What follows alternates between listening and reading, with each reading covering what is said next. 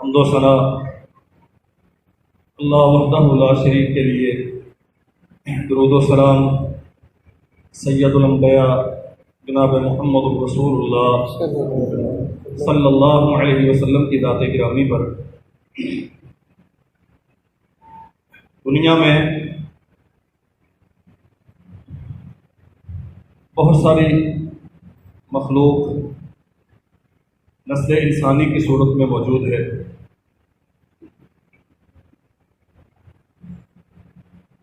اور مختلف لوگوں کی پہچان اور تعارف مختلف چیزوں سے ہے۔ وہ لوگ جو اللہ ذوالجلال والاکرام کی توحید کا اقرار کرنے والے ہیں،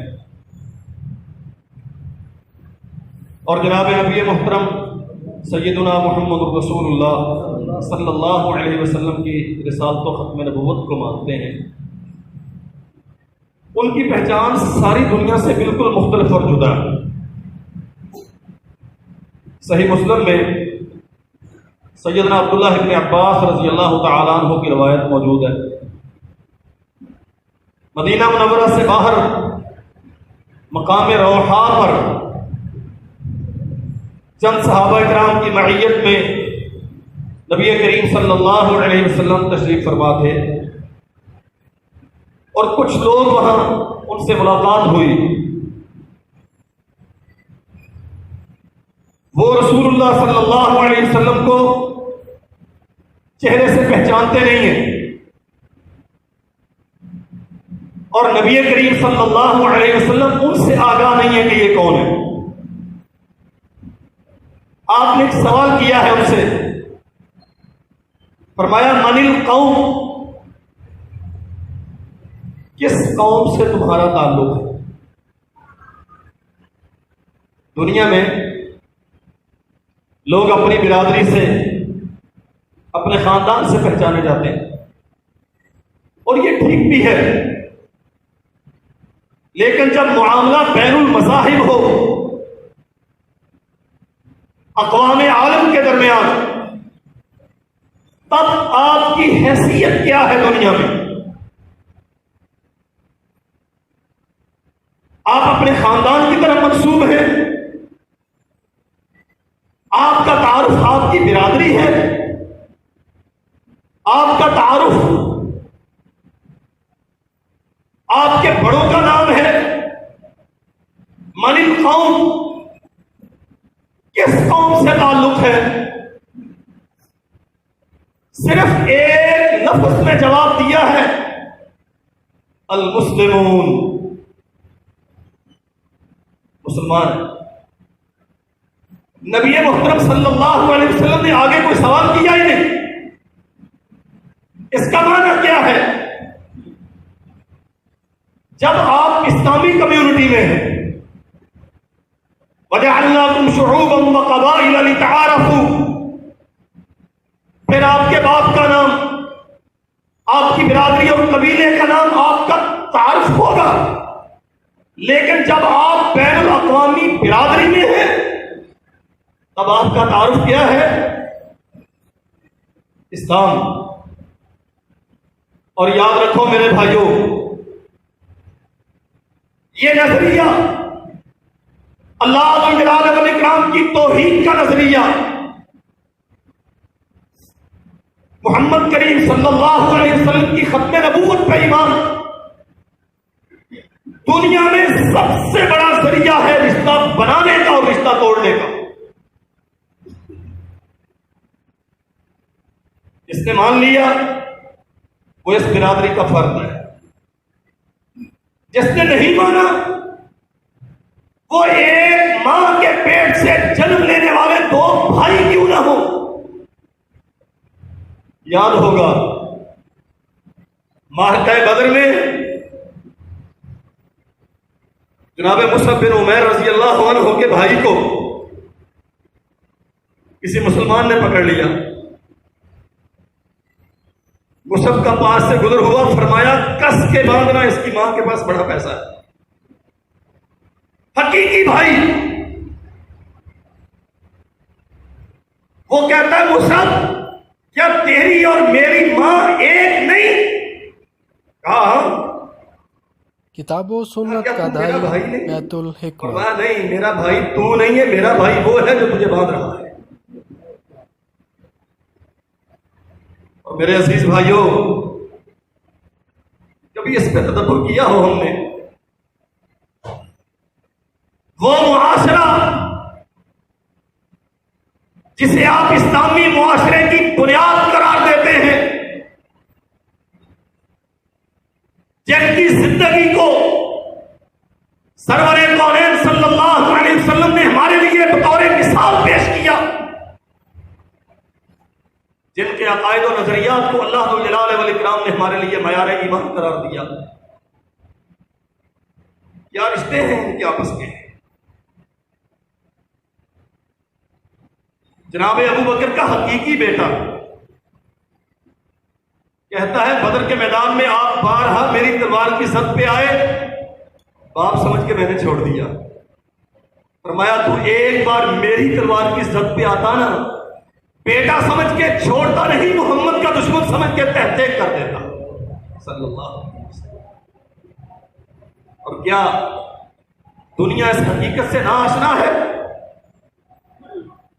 عمر بن خطاب نے حقیقی ماموں کو مار کر بدر میں قتل کیا، اور واللہ تاریخ انسانی ایسی مثالیں پیش کرنے سے قاصر ہے۔ امین هذه الامہ ابو عبیدہ ابن الجراح نے حقیقی باپ کو قتل کیا۔ لا تجد قوما یؤمنون باللہ والیوم الآخر یوادون من حاد اللہ ورسولہ ولو كانوا آباءهم او ابناءهم او اخوانهم او عشیرتهم اولئک كتب في قلوبهم الایمان وأیدهم بروح منہ۔ کتنا ہی قریبی رشتہ کیوں نہ ہو، ہمارے لیے سب سے بڑا رشتہ لا الہ الا اللہ محمد رسول اللہ کا رشتہ ہے۔ اور واللہ انسانی عقل حیران ہوتی ہے ایسے مظاہروں پر۔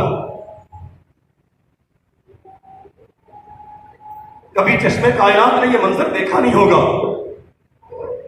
ایک علاقے کا بہت بڑا سردار اور ایک خاندانی غلام ایک ہی دسترخوان پہ بیٹھے، کوئی حد امتیاز نہیں، کوئی فرق مراتب نہیں، شان و شوکت میں کوئی تفاوت نہیں، ایک ہی صف میں ایک ہی دسترخوان پہ۔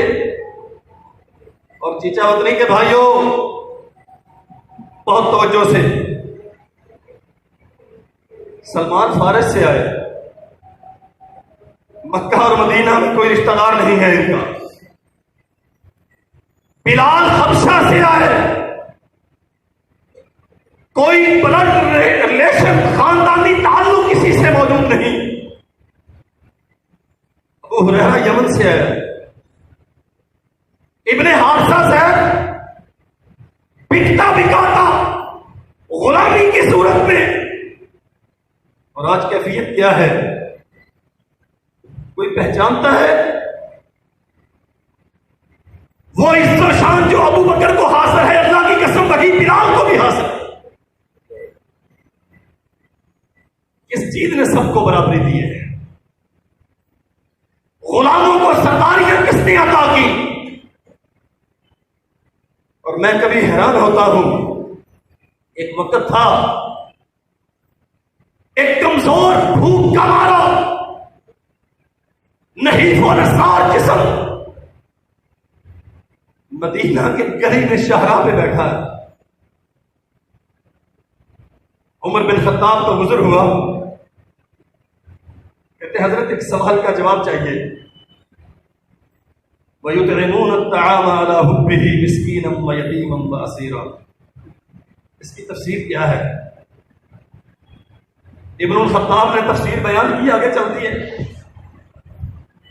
جناب صدیق اکبر آئے، یہی سوال ان کے سامنے بھی رکھا، تفسیر بیان کی، چلے گئے۔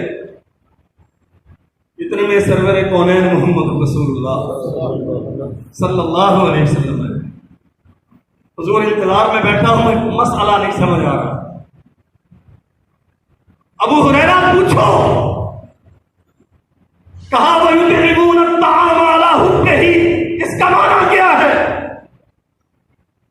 آج سے پکڑا ابو ہریرہ سمجھ آ گئی ہے، بھوک نے پریشان کر رکھا ہے، آؤ کھانا کھاتے ہیں۔ کبھی یہ کیفیت تھی، خودداری مانگنے میں آڑے آ رہی ہے، لیکن پیٹ ہے کہ اس نے مجبور کر کے مدینہ کی شہرہ پہ بٹھا دیا۔ اور آج کیفیت یہ ہے، ابو ہریرہ اسی مدینہ تو نبی کا گورنر بنا ہے، کوئی رشتہ دار نہیں ہے مدینہ میں، کوئی رشتہ دار نہیں ابو ہریرہ کا، کوئی ووٹ بینک نہیں ابو ہریرہ کے پیچھے، کوئی سیاسی پشت پناہی نہیں ابو ہریرہ کی۔ ایک خوبی، خاندان کو چھوڑا، خطے کو، وطن کو، جنم بھومی کو چھوڑا، لا الہ الا اللہ محمد رسول اللہ کو قبول کیا۔ قرآن کہتا ہے الم تر کیف ضرب اللہ مثلا کلمۃ طیبہ کشجرۃ طیبہ اصلها ثابت وفرعها فی السماء۔ آج کے ملکی اور بین الاقوامی حالات میں قرآن مجید کی یہ آیات اور اس فقیر کا یہ خطبہ میں ملتمس ہوں، بڑی توجہ سے سنیے گا۔ تیری اصل کیا ہے؟ ہم دنیا کے سامنے کس بات پہ سٹینڈ لیے ہوئے ہیں؟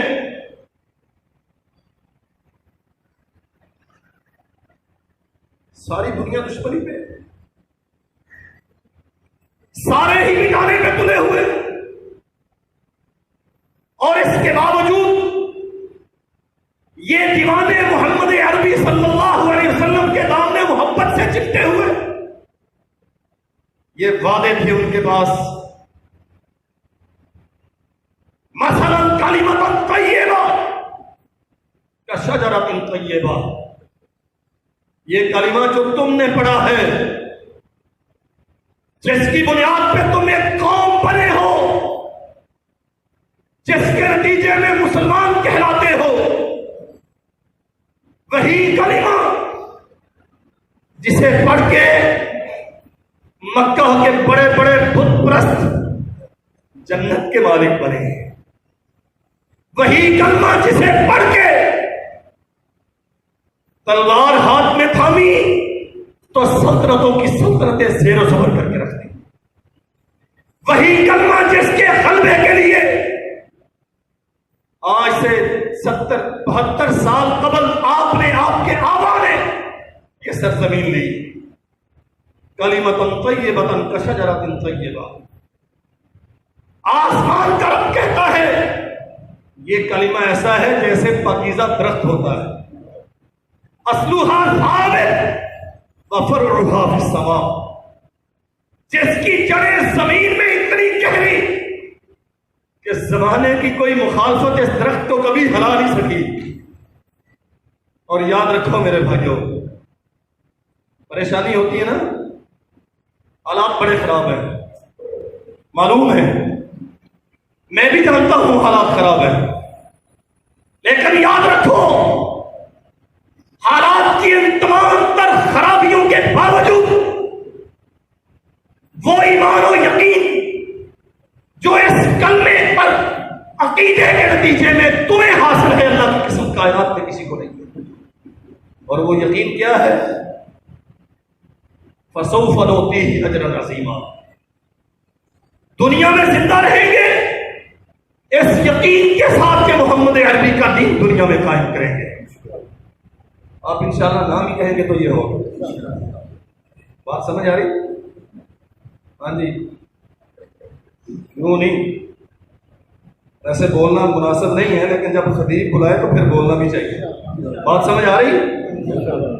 ہم زندہ رہیں گے تو محمد عربی کا دین دنیا میں قائم کریں گے، اور اگر اس رستے میں کھپ گئے تو اللہ کی قسم تیرا رب کہتا ہے میں نے جنت کو تیرے لیے مزین کر کے رکھا ہوا، اصلھا ثابت وفرعھا فی السماء۔ ایک آپ سے سوال پوچھتا ہوں، آج کے حالات کیا ان حالات سے زیادہ خراب ہیں جن حالات میں محمد عربی نے سروائیو کیا صلی اللہ علیہ وسلم؟ کتاب و سنت کا دائی بیت کیا الحکمہ۔ آج دشمنی اس سے زیادہ شدید ہے جو سلطنت مدینہ کے ساتھ دنیا رکھتی تھی؟ روما کی سلطنت، کسرا فارس کی سلطنت، عین و سال میں، اللہ اکبر، بات آ گئی زبان پہ، عبداللہ ابن حذافہ السہمی رضی اللہ عنہ توحید کا پیغام لے کے کسرا فارس کے دربار میں گئے، خط پھاڑ دیا اور رسوا کر کے دربار سے نکالا،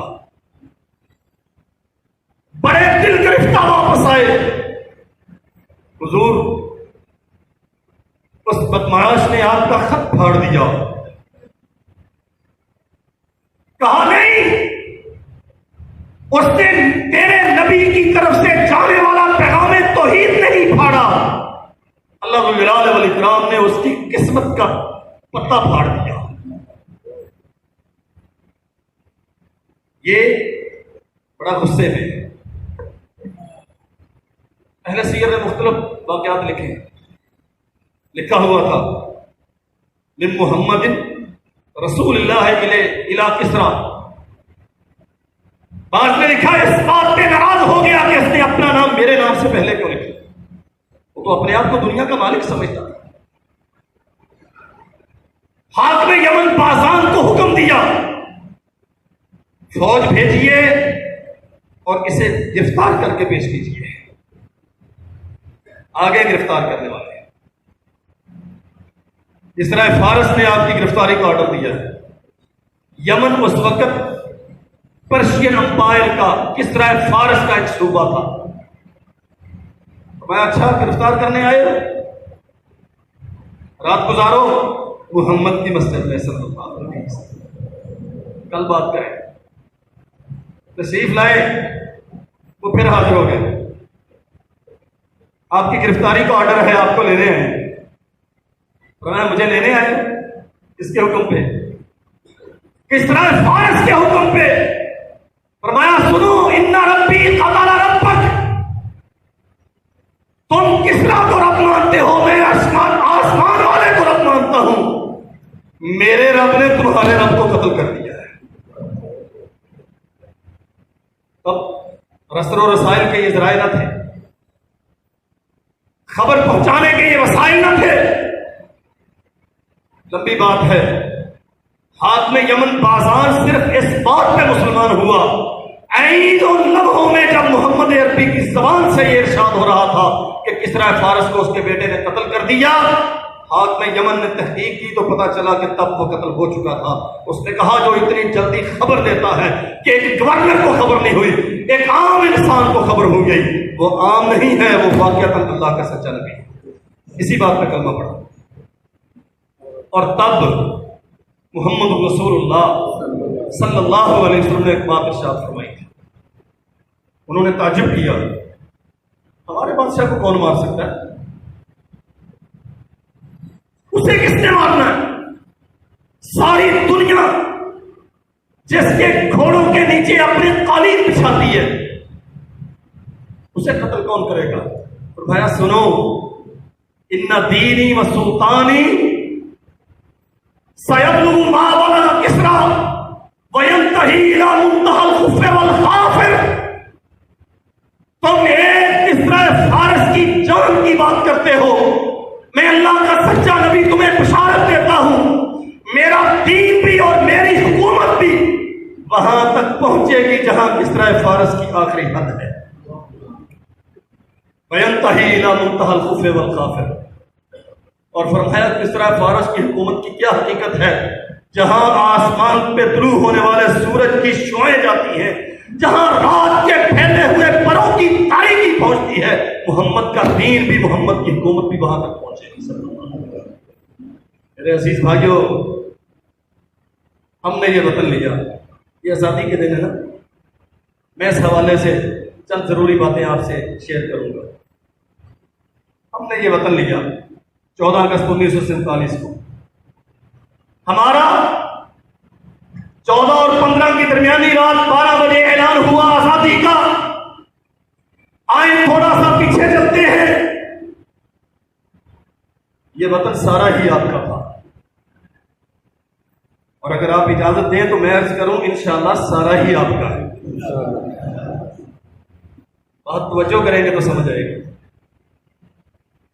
یہ بر صغیر سارا ہی آپ کا تھا، اور انشاءاللہ یہ سارا ہی آپ کا ہے. دہلی آپ کو معلوم ہے، شاہ ولی اللہ کا دہلی رحمت اللہ علیہ، شاہ عبد العزیز کا دہلی، شاہ عبد الغنی کا دہلی. اور میرے عزیز بھائیوں، شیخ الحدیث علامہ شرف الدین کا دہلی، شیخ الکل فی الکل،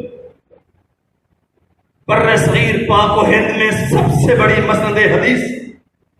53 سال ایک اللہ کے بندے نے محمد کریم کے فرامین کی نشر و اشاعت کے لیے اس دہلی کے فاٹق حبش خان میں صرف کیے.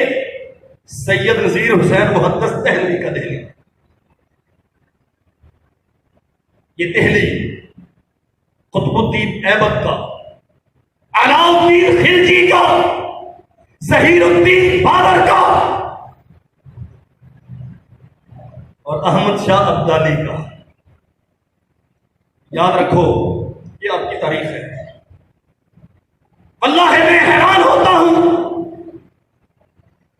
بر صغیر پاک و ہند کے ایک ایک قدم پر تیرے آبا کی یادگاریں اور داستانیں بکھری پڑی ہیں.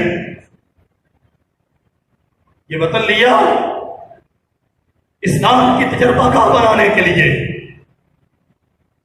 اسلامیہ نے قرۂ ارض کی امیدوں کا مرکز بنانے کے لیے.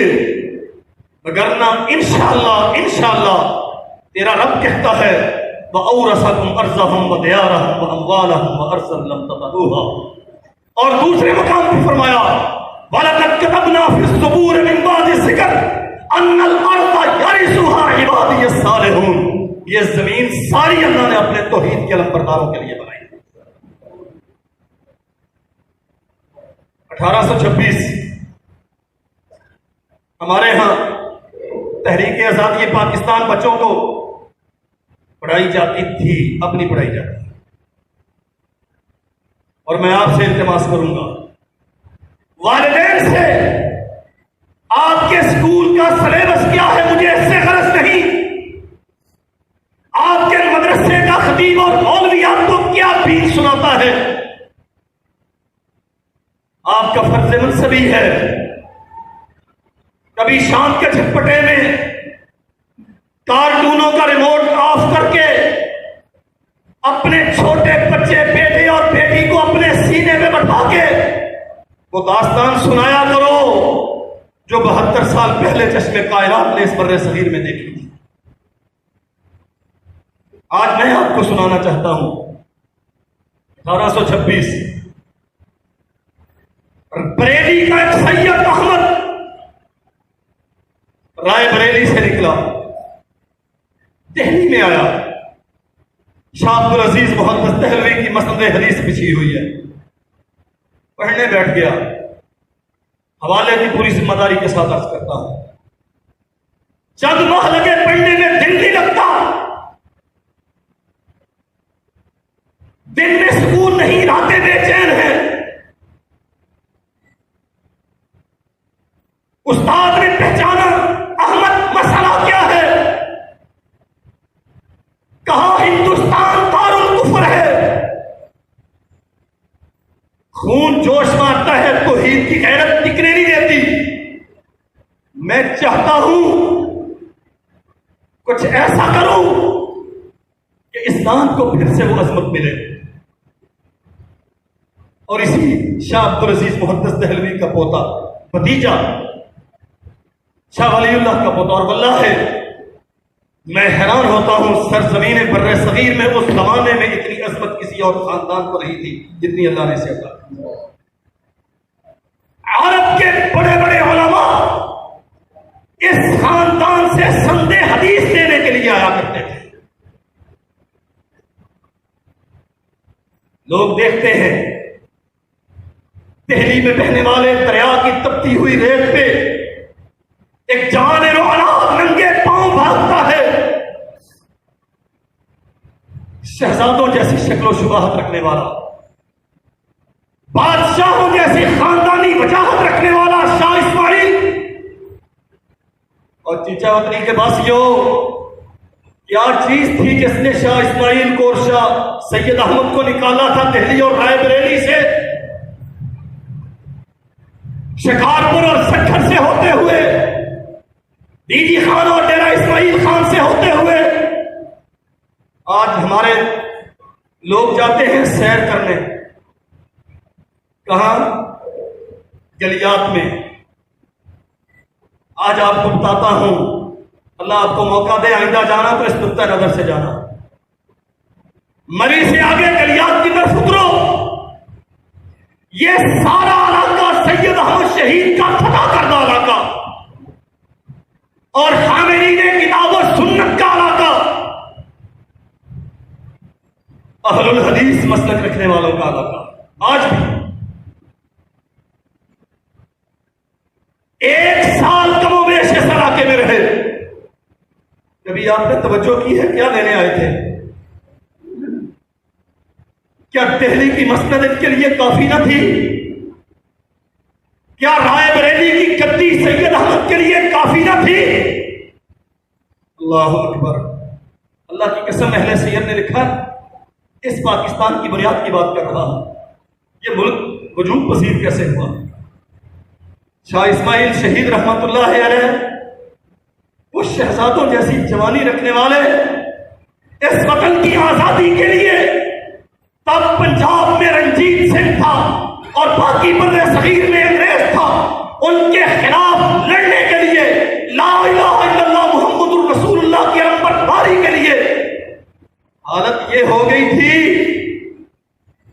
ہندوستان سے بعد میں آنے والے آ کے دیکھتے تو شاہ اسماعیل شہید کو پہچان نہیں پاتے تھے، یہ وہی شاہ ہے جس کے چہروں سے روشنی پھوٹا کرتی تھی۔ اور آج لوگ بالا کوٹ چاہتے ہوں گے، اب کبھی جانا تو ذرا گہرائی میں جا کے دریائے کنہار کے ساتھ چلنا، کچھ قبریں آپ کو دکھیں گی، وہاں کتبے لگے ہوئے ہوں گے جن پہ لکھا ہوا ہوگا یہ وہ مجاہد ہیں جو لا الہ الا اللہ کا وطن بنانے کے لیے پاکستان کی بنیادوں میں اپنا خون 1831 میں یہاں بہا کے گئے۔ سید احمد شہید رحمت اللہ علیہ تھوڑا سا بلندی پہ چڑھے تو شاہ اسماعیل شہید رحمت اللہ علیہ اور چیچا وطنی کے بھائیوں، اس وطن کو ہم نے نہ جانے کیا سمجھا۔ ایک سوال کرنا چاہتا ہوں، اگر لا الہ الا اللہ مقصود خاطر نہیں تھا تو ان اللہ کے بندوں کو وہاں سے آ کے بالا کوٹ میں جامع شہادت پینے کی ضرورت کیا تھی؟ یہ وطن لا الہ الا اللہ محمد رسول اللہ کے لیے بنایا گیا۔ 1857 کی جنگ آزادی جسے انگریز نے بغاوت کا نام دیا، میرٹھ کی چھاؤنی سے شروع ہونے والا یہ عمل آپ کا یہ بھری تاریخ کا طالب علم ہے، پشاور سے لے کر دہلی تک انگریز مورخ لکھتا ہے کوئی ایک درخت ایسا نہیں تھا جس میں حریت پسندوں کی لاشیں پھانسیوں کی صورت میں لٹکی ہوئی دکھیں۔ اور شاید آپ کو تعجب ہو، ہم تو جانتے نہیں ہیں نا، ہم نے جو ایک سبق پڑھا ہے 1940 میں قرارداد پاکستان اور 7 سال میں ملک نہیں میرے بھائی، ایک لمبی داستان ہے اس کے پیچھے۔ 1857 کے ان غازیوں مجاہدوں کی لٹکی ہوئی لاشیں، اور شاید آپ جانتے ہو مجاہدین آزادی کا سرخیل بخت خان کا ایک نام کا ایک آدمی تھا، جس کا قبیلہ، جس کا تعلق اسی خاندان سے تھا جس کے ساتھ آپ کا تعلق ہے. متمسک بالکتاب و سنہ، اہل الحدیث خاندان کا جسم و چراغ، جس نے آخری دم تک بہادر شاہ ظفر کو زور لگائے رکھا. ایک بار اپنے سواری پہ بیٹھ کے عوام میں نکلو، فتح میں تمہیں لکھ کے دیتا. میں دیکھتا ہوں اپنے آبا کی تاریخ کو، اور صادق پور کے علماء، انگریز عدالت نے فیصلہ سنایا، یہ ہماری حکومت کے سامنے سر تسلیم خم نہیں کرتے، یہ ان کے جرائم ہیں، انہیں پھانسیوں پہ لٹکا دیا جائے. ایک خاتون صحافی مولانا یحییٰ علی صادق پوری کی بیرک کے سامنے کہتی، مولانا تمہیں جج نے پھانسی کا فیصلہ سنا دیا. اللہ کی قسم بے اختیار ہو کے مسکرا اٹھے، اللہ کا شکر ادا کرتے ہیں. یہ خاتون بڑی حیران ہے، کہتی ہے جب بے وقوف آدمی ہے، میں تمہیں موت کی خبر سناتی ہوں تو ہنستا ہے. اللہ اکبر، یہ پاکستان بنا کیسے ہے؟ اس کی بنیادوں میں کس کس کا لہو ہے؟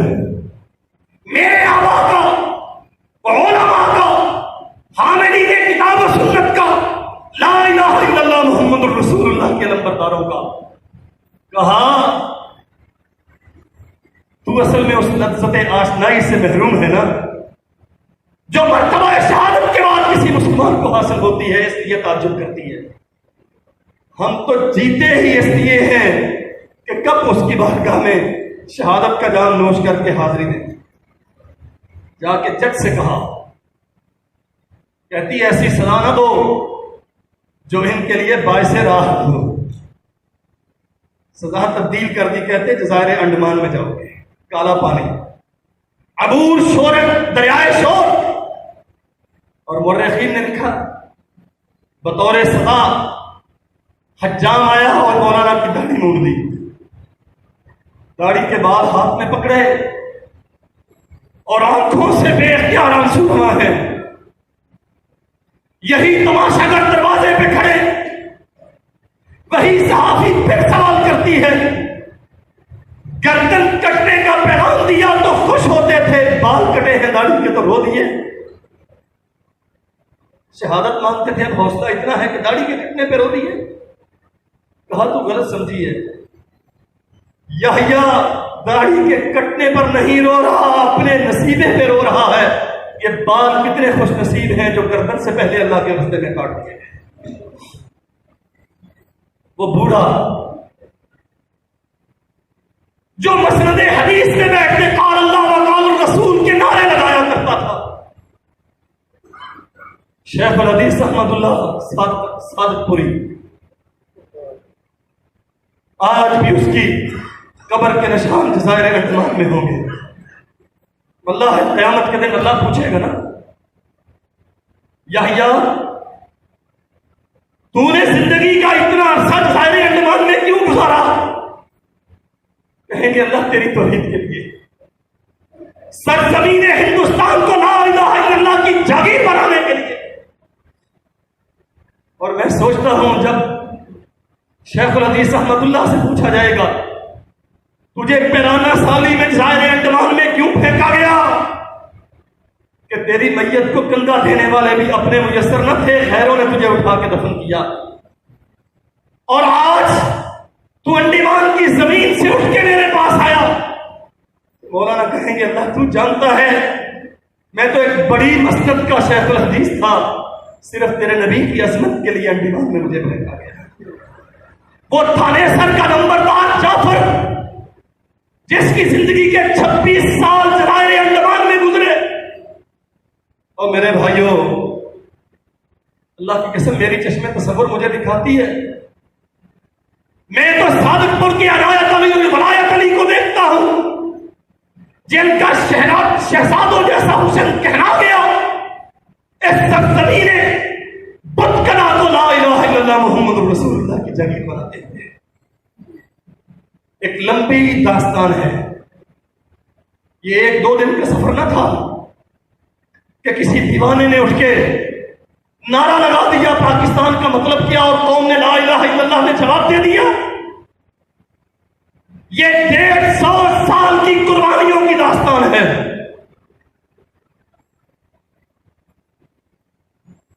کبھی راولپنڈی سے بالاکوٹ کی طرف چڑھنے کا اتفاق ہو، سیر کے شوقینوں سے عرض کرتا ہوں،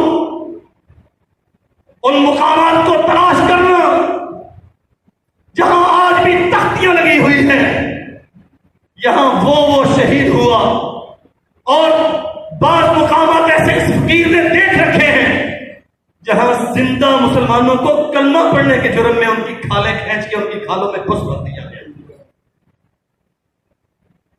تب جا کے 1947 میں یہ وطن وجود پذیر ہوا، اللہ نے آپ کو یہ خطہ عطا کیا۔ آج میں بھی قوم کو 73ویں سالگرہ کے موقع پہ آزادی کی مبارکباد دیتا ہوں، لیکن اس امید کے ساتھ یہ وطن لا الہ الا اللہ کا وطن ہے، یہ لبرلزم کے لیے نہیں بنایا گیا۔ اور آج درد دل آپ سے شیئر کرتا ہوں، نوابزادہ لیاقت علی کی شہادت کے بعد تب سے لے کر آج تک جتنے بھی اس ملک کی تقدیر کے مالک ہیں، جاؤ چیچا وطنی کے غیرت مندوں میں بلا خوف تردید پوری ذمہ داری سے چیلنج کرتا ہوں، کوئی ایک خاندان ایسا نہیں ہے۔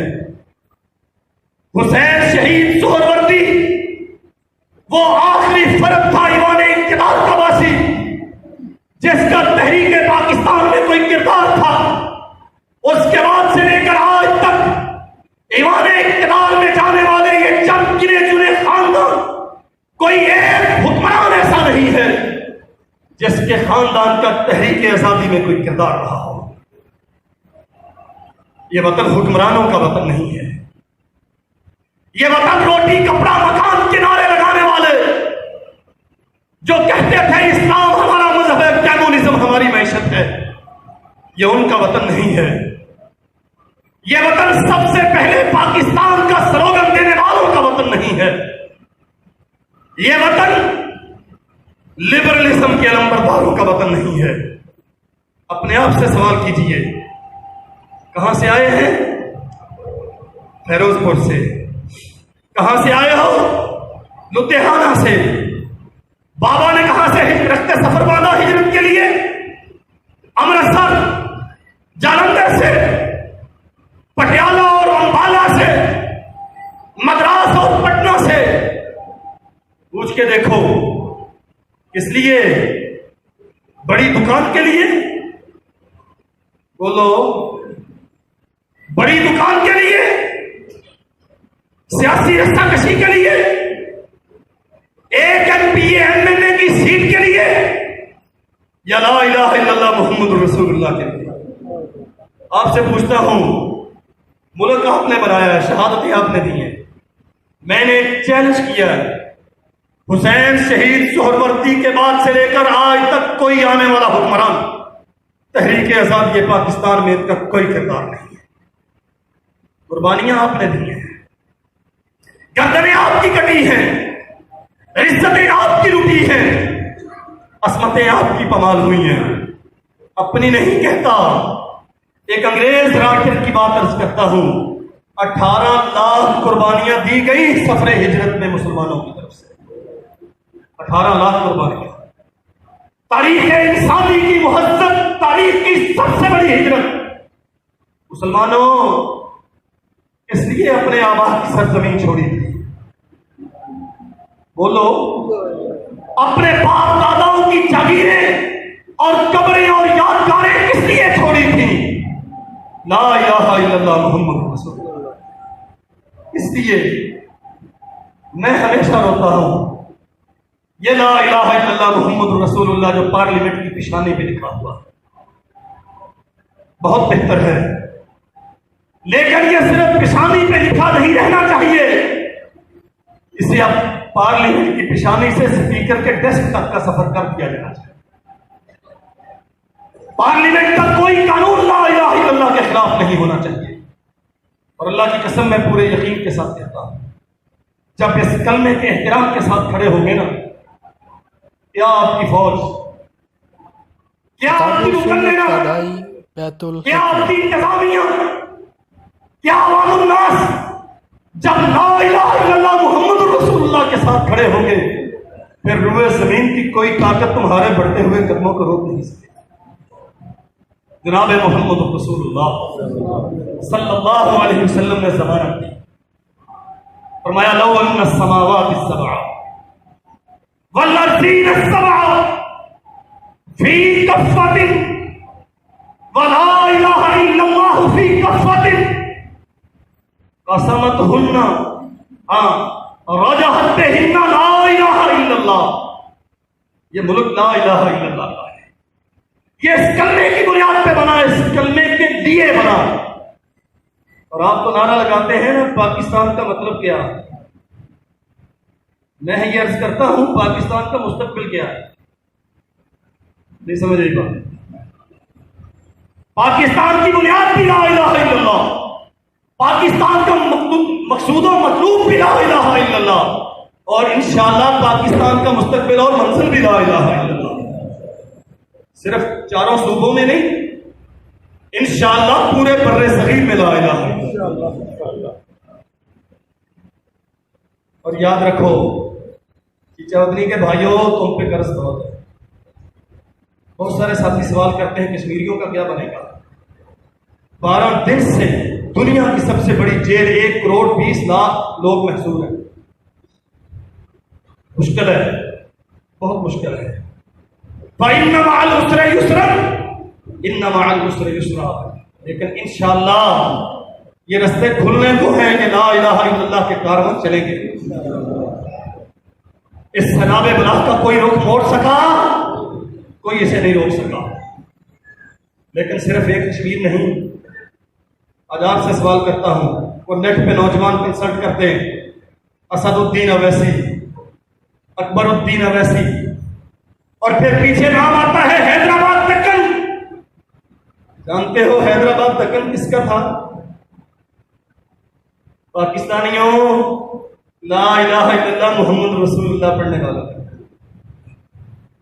کبھی ہماری مساجد میں قرآن مجید ترجمے سے پڑھا جاتا تھا، اس کا ترجمہ ہے علامہ محمد جوناگڑھی کا۔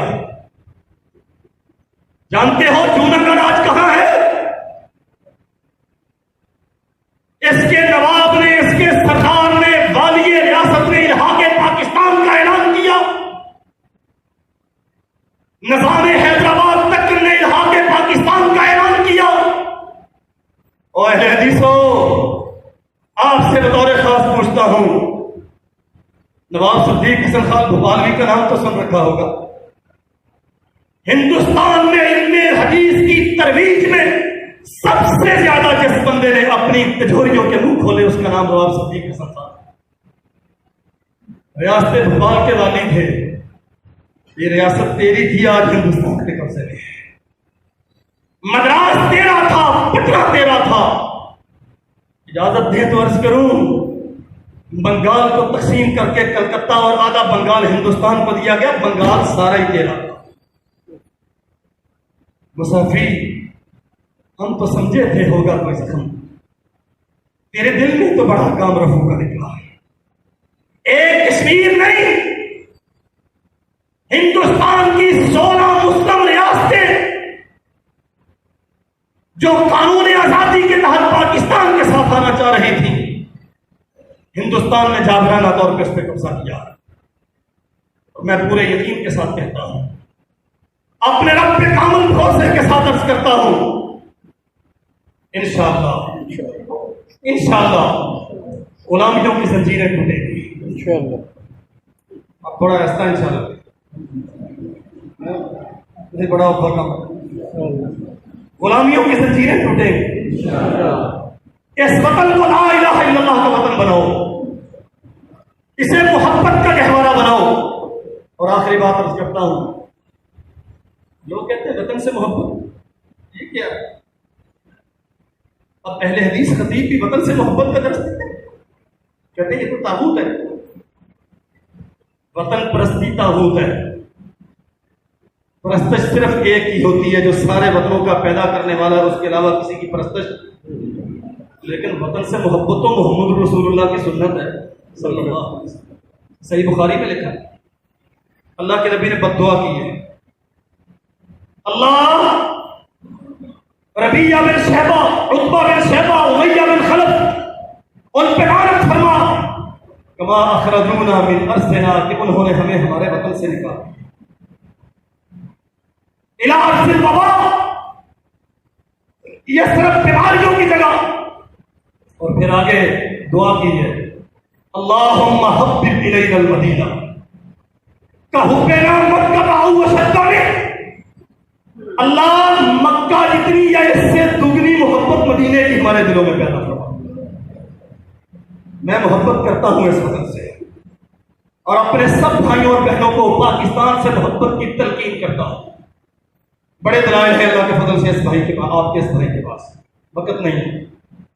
मैं इस वतन से मोहब्बत करता हूं इसलिए कि ये वतन ला इलाहा इल्लल्लाह की जागीर है, इसलिए कि ये 18 लाख कुर्बानियों का नतीजा है, इसलिए कि ये इस्लाम के नाम पे लिया गया, और इसलिए कि ये शुहदा और मुजाहिदों की सरजमीन है।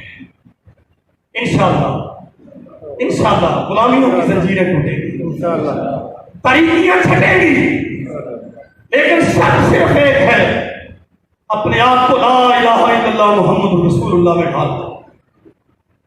कोई लिबरलिज्म नहीं, कोई सेकुलरिज्म नहीं, सिर्फ वो इज्म जो ताजदार मदीना ने मदीना मुनव्वरा से आलमगीर इज्म पेश किया है, ला इलाहा इल्लल्लाह मुहम्मद रसूलुल्लाह।